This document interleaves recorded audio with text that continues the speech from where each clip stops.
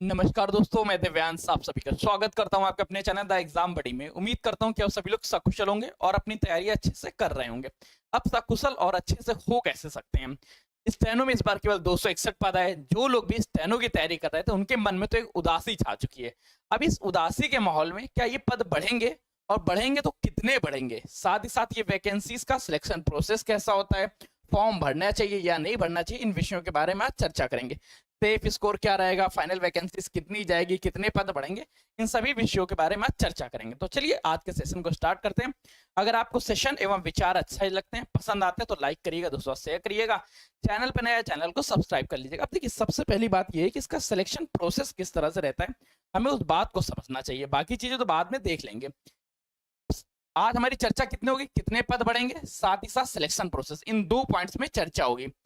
अब सबसे पहले तो आप लोगों में से जो लोग इसके फॉर्म भर रहे हैं उनके मन में थोड़ा विचार और डाउट्स क्रिएट कर देते हैं, उनके शंका का समाधान कर देते हैं। अगर आज से 5 साल पहले देखेंगे तो स्टेनो के पदों के बारे में लोगों को ज्यादा पता ही नहीं होता था। इसमें बहुत कम बच्चे अप्लाई करते थे, पर लगातार इधर 3 साल से देखा जा रहा है कि लगभग 2000 पद या 150 से लेके, मतलब 1500 से लेके 2000 पद देखने को मिलते थे। और इस बार भी पूर्णतः उम्मीद थी कि आयोग द्वारा 2000 पद के आसपास नोटिफिकेशन जारी किया जाएगा। पर हुआ क्या, 2024 की अभी पीपी नहीं आई, पोस्ट प्रेफरेंस फॉर्म ही नहीं आए। जब पोस्ट प्रेफरेंस फॉर्म नहीं आया तो यहाँ आगे पद ही नहीं भरे गए। अब इसमें पदों का चयन कैसे होता है, उस प्रोसेस को पढ़िए। होता क्या, इसमें 2 पद हैं, ग्रुप सी और ग्रुप डी। तो ग्रुप सी और ग्रुप डी दोनों के लिए अलग अलग डिपार्टमेंट से पूछा जाता है, सर आपके यहाँ कितने पोस्ट वैकेंट हैं। जब 2024 के वैकेंट पद ही नहीं भरे गए हैं तो 2025 के लिए सभी डिपार्टमेंट्स ने बताया भी नहीं है कि हमारे यहाँ कितने पद हैं या कितने पद हमारे यहाँ वैकेंट हैं। जिस वजह से अभी इसके बारे में कोई भी प्रोसेस नहीं है। केवल 2 डिपार्टमेंट्स ने अपनी डिटेल शेयर की थी, जिनके ब्याह पे 261 पद आ गए। बाकी डिपार्टमेंट्स की तरफ से तो अभी शेयर ही नहीं हुए। अब जैसे आप किसी भी ऑफिस में हायरार्की क्रम देखते हैं तो सीनियर पे एक, उसके जूनियर में चेन सिस्टम बढ़ते रहते हैं। ऐसे ग्रुप सी और ग्रुप डी में नंबर ऑफ कैंडिडेट्स ज्यादा हो जाते हैं।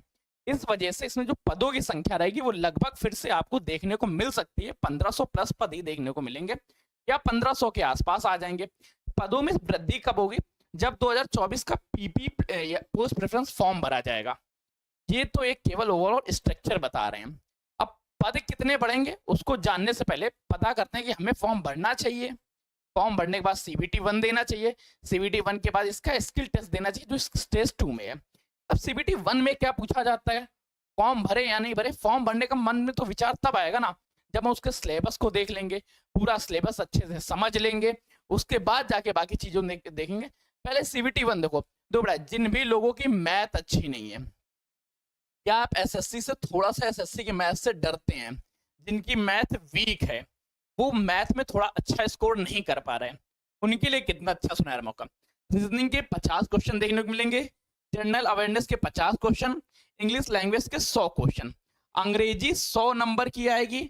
और इस 100 नंबर की प्रैक्टिस अगर आप ठीक से करेंगे तो ये आपके ये तैयार हो जाएगी। जनरल अवेयरनेस का तो आपके सिलेक्शन कराए जा रहे हैं। जनरल अवेयरनेस के लिए मैं एक वीकली सीरीज लेके आ रहा हूँ। अब वीकली सीरीज में करंट टाइम में केवल और केवल लिखा होगा कि जो वीकली सीरीज अभी यूपीटीपीएससी से रिलेटेड, पर अगर आप लोगों में से 500 लोग कमेंट कर देंगे तो मैं weekly test series, weekly general awareness के बारे में टारगेटेड स्टडी कराने के लिए मैं आप लोगों के समक्ष आ जाऊंगा, लेकिन तब जब आप कम से कम 500 लोग इसमें कमेंट करेंगे, ठीक है। जनरल अवेयरनेस की हो गई, रीजनिंग की हो गई और इंग्लिश की हो गई। सब्जेक्ट 3 है, तीनों में से मैथ नहीं पूछी जाएगी। और मैथ, अगर आप मैथ का डर है तब तो इस फॉर्म आपके लिए एकदम सुनहरा मौका है कि आपको ये फॉर्म भरना ही भरना है। इस फॉर्म को भरने के बाद डायरेक्ट सिलेक्शन मिलता है। एक छोटा सा स्टेनोग्राफर का टेस्ट है। अब स्टेनोग्राफर के टेस्ट में क्या क्या पूछा जाता है, इस बात को समझिए। अब सबसे बड़ी संख्या ये है कि स्टेनो का कोई सर्टिफिकेट नहीं होता है कि जैसे आज आप फॉर्म भर रहे, आज फॉर्म भरते समय हमें कोई सर्टिफिकेट लगाना पड़ेगा कि मेरे पास स्टेनो सर्टिफिकेट है या नहीं। तो बेटा नहीं, ऐसा इसका कोई भी सर्टिफिकेट नहीं बना है, ना ही किसी तरह का इसमें सर्टिफिकेट लगाया जाता है।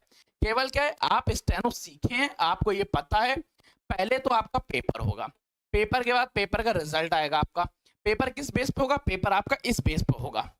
इन बेस पे केवल ये 100 नंबर के होंगे। पॉजिटिव का 1 मार्क्स होता है, गलत करेंगे तो नेगेटिव 1/4 होती है।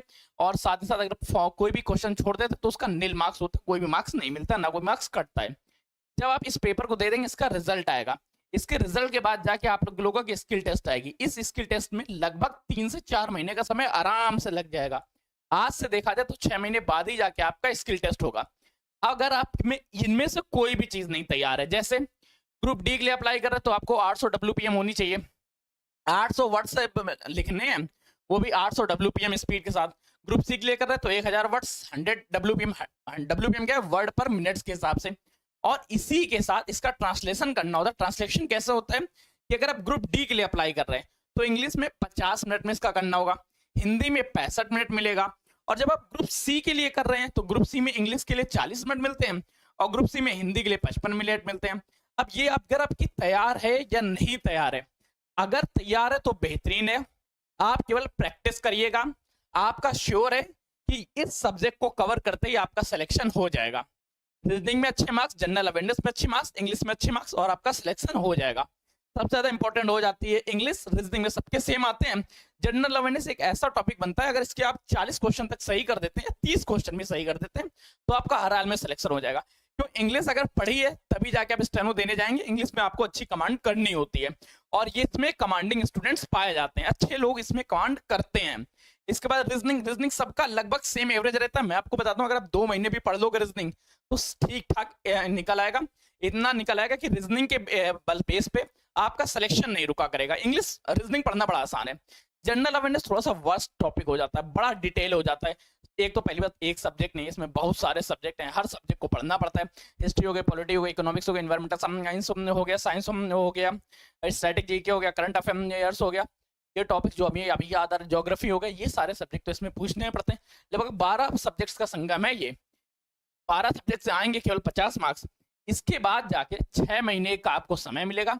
अगर आपकी तैयार नहीं है, आप इनमें डर रहे हैं, आपके मन में कोई शंका आ रहा है कि मेरा होगा नहीं, मैं पेपर निकाल लूंगा, पेपर निकालने के बाद स्टेनो में रुक गया, तो बेटा देखो सीधी सी बात, अगर आपकी मैथ अच्छी नहीं है, आप इंग्लिश में कमांड कर रहे हैं, फॉर्म को भर दीजिए आंख बंद करके। भले ही 261 पद अभी आए हो, पदों की संख्या बढ़ेगी उसके बारे में तो चर्चा करेंगे, पर अभी पहले फॉर्म भर दीजिए। फॉर्म भरने के बाद आप उसकी तैयारी कर लीजिए और उसकी तैयारी के साथ ही साथ आप स्टेनो की तैयारी कर लीजिए।